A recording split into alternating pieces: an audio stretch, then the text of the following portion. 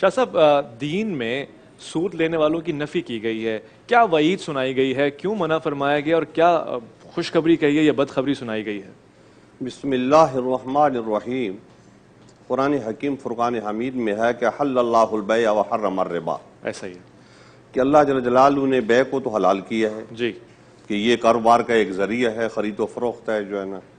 آپ نے جو ہے نا وہ منڈی میں گئے، دکان پہ گئے، کپڑا لیا، دوسرا سودا لیا آپ نے اور اس کی جو قیمت ہے وہ آپ نے دی، تو اس کو بیع کہا جاتا ہے۔ صحیح۔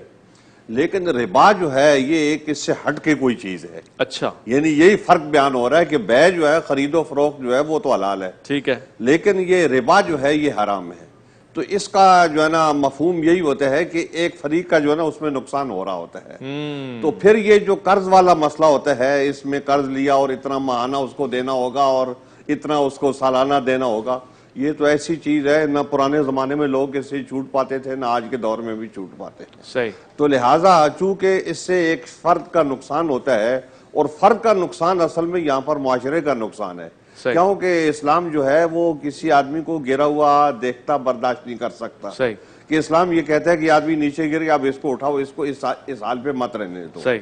اب یہ جذبہ جو تھا یہ مسلمانوں کے اندر موجود تھا، تو جب مسلمانوں کی حکومت بنی تو اللہ جل جلالہ کے حکم سے یہ جذبہ ان کا حکومت میں منتقل ہو گیا۔ صحیح۔ تو حکومت بھی جو ہے نا وہ آدمی کی مدد کرتی تھی، اور اس طریقے سے انفرادی طور پہ بھی لوگ اس کی مدد کرتے تھے۔ صحیح۔ اور پھر قرآن حکیم نے ایک اور چیز بیان کی، فَقْرِضُ اللَّهَ قَرْضًا حَسَنًا، اللہ اکبر، کہ قرض حسنہ دو، مطلب کسی آدمی کو آپ نے کوئی چیز دے دی، کوئی چیز دینے کے بعد جو ہے وہ اس سے کوئی مدت متعین کر لی، سال بعد، 4 مہینے بعد، 6 مہینے بعد، جو بھی اس مدت کے بعد وہ چیز آپ نے وہ چیز وہ آدمی آپ کو واپس کرے گا، تو یہ قرض حسنہ ہے۔ پھر مطلب اس میں بھی آگے کی بھی جو ہے نا وہ احکام ہے کہ ایک آدمی قرض وہ وقت پہ آپ کو ادا نہیں کر سکتا تو آپ اس کو مہلت دو، اور اگر آپ اس کو مہلت دو گے تو اللہ جل جلالہ کی طرف سے آپ کو اتنا اجر ملے گا، اتنا ثواب ملے گا۔ تو گویا اس کو مہلت دینا جو ہے یہ بھی لازم ہوتا ہے۔ تو اس طریقے سے وہ آدمی جدوجہد کرتا رہتا ہے، تو جدوجہد کر کے معاشرے میں کھڑا ہو جاتا ہے۔ اسلامی معاشرت میں کسی آدمی کو بیکار سمجھ کے چھوڑ نہیں دیا جاتا۔ سبحان اللہ۔ اللہ جل جلالہ ارشاد فرماتا ہے کہ میں نے کوئی چیز بیکار پیدا نہیں کی ہے۔ تو جب کوئی چیز بیکار نہیں ہے تو انسان جو ہے نا وہ کس طریقے سے بیکار ہے؟